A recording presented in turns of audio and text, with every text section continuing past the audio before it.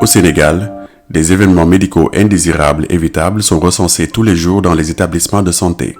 Nous n'avons pas de chiffres officiels, mais l'estimation de ces négligences médicales avoisine le millier par an.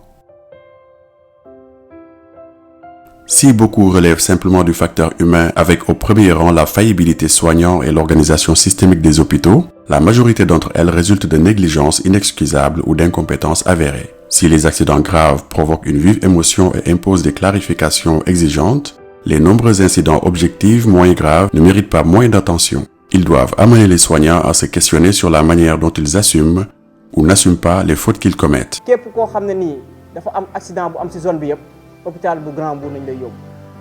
sa feebar nu mu métti soo demee ci hôpital bi mënuñ laa defar rajo mënuñ laa defar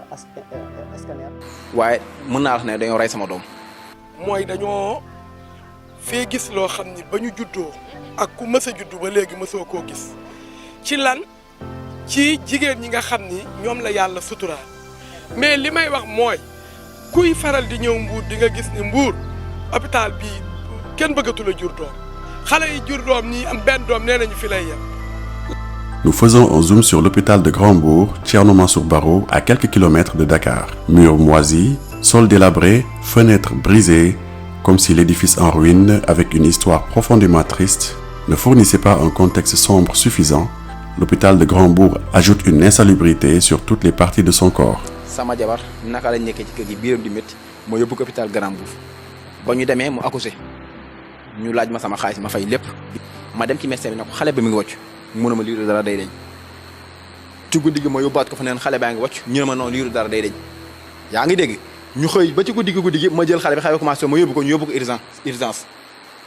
lekk foofu samay 150 000 kii demul nee na médecin bi li ma gën a métti ci médecin ba ku jigéen femme bu jigéen bi naan ma ndax Macky Sall nga àndal Ousmane Sonko yaa ngi dégg nii mu daa jël sama doom négliger ko ñu négliger ko ba xale bi mujj dugg urgence ba mujj faatu mu métti ci man trop sama jabar toog na du lekk du naan ñu nekk cee jafe-jafe soxlawu ma nag ku ma dimbali du jàppale dara waaye ñii dañ leen war a yaraat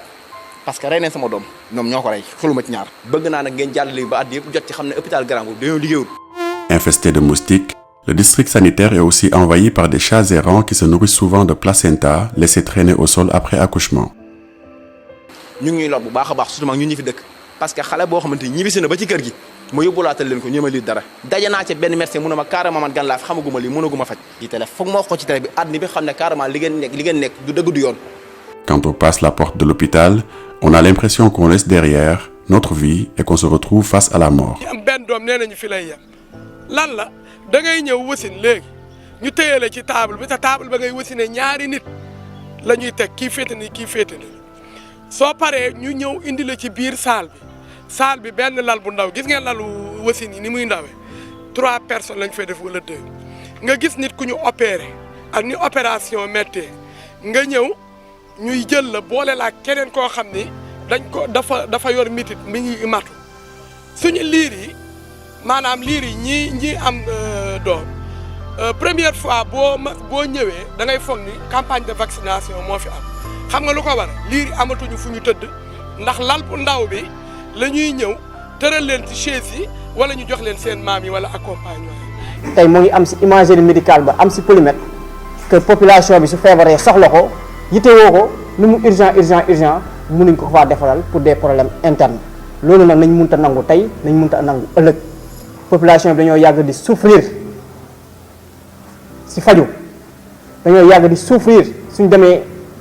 urgence dañoo yàgg di souffrir suñ demee maternité combien de cas de mort nañ soulever wax ni que moom moo am ci hôpital bu Grand Mbour tey soo fay dem sax da ngay tiit soo fay yóbbu sa rakk mu war a accoucher ci tiitaange ngay nekk. Depuis quelques années maintenant, ceux qui ont emprunté les couloirs de cet établissement de santé ont marché côte à côte avec le danger, l'incertitude, la peur et enfin l'horreur. De nombreuses tragédies s'y sont déroulées. En effet, plusieurs décès prématurés de patients ont été déplorés. À l'hôpital de Grand Mbour, la quasi-totalité des patients sont maltraités, méprisés et pas écoutés. Les nombreux témoignages que nous avons reçus font froid dans le dos. fan nga gisee ñu césarienne la ñu lalal la ci suuf ngay lox xale yi fi mu ne nii liir yi juddoo fii ñii dee ñu am pneumonie ñii dee ñu am xuréet ñii dee ñu am leneen li ñu bëgg rek mooy que ñu lii dàkk fi wax naa léegi jigéen la yàlla jël def ko secret mu dëxëñ ñëpp dañu bëgg ñu am loo xam ne jigéen ju wasinati ak ni wasin mettee ñu indi la tëral la tranquillement ci salal gone ga am berceau ñun ñi kat wax dëgg ba ñuy judd ci berceau la ñu tëddoon. Négligence fautive et successive, insultes sur les femmes en phase d'accouchement, abandon total des nouveau-nés, absence de soutien, refus de soins, j'en passe et des meilleurs. L'horizon des hôpitaux apparaît plus sombre que jamais. Le manque de personnel, tout comme le manque de moyens à leur disposition, est criant et entraîne un épuisement considérable. L'immense charge du travail pèse lourdement sur le personnel soignant. Mais cela ne justifie en rien la maltraitance qu'une infirmière ou une sage-femme peut faire subir à son patient. La maltraitance peut s'installer de manière insidieuse dans la relation de soins sans que la personne n'en ait réellement pris conscience. Elle entraîne de graves conséquences pour ceux qui en sont victimes. Il est en fait largement reconnu qu'une erreur résulte le plus souvent d'une succession de failles plus ou moins perceptibles, chacune rendue possible par la précédente, conduisant finalement à l'ultime écart qui provoque l'irréparable, créant ainsi une victime. su ñu ñëwee fii ñu sasaareen sa malade mu am ñaari fan ñu jox la ko nga dem ak moom sa kër xam nga góom boobu wërul demul sax ba yow day sëg si tollu si sëg nga dem ak moom sa kër nga dem yenn saa yi nga am problème ak moom ngay paas di ñëwaat loolu la ñuy jooy ak xat bi hôpital bi xat ñaari benn lal ñaari nit ñu jël sa liir jox la ko ngay toog ak moom si biti te liir day daan bu njëkk suñu maam yi bu ñu amaan doom ñun bu ñu amaan doom ñun dañuy ubboog suñuy doom ba weer liir ba mën ngaa génne sa mais liir bi du génne dañ koy bàyyi si biir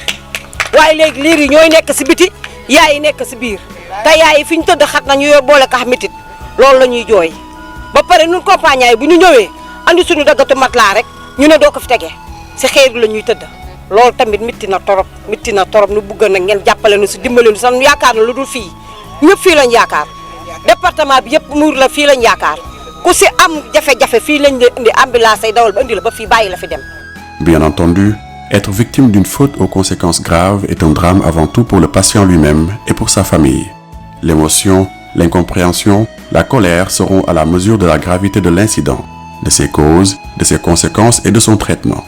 Accepter sa maladie est un chemin suffisamment difficile pour que soit refusée absolument toute difficulté supplémentaire venant de ceux-là même qui sont censés alléger les peines. À ce stade, même si l'hôpital se trouve en face d'une porte sans retour, nous nourrissons tout de même un brin d'espoir et nous nous posons la question de savoir qui le sauvera. Nos politiques, nos soignants, qui? Dans tous les cas, sans revalorisation, l'hôpital va devenir un cimetière.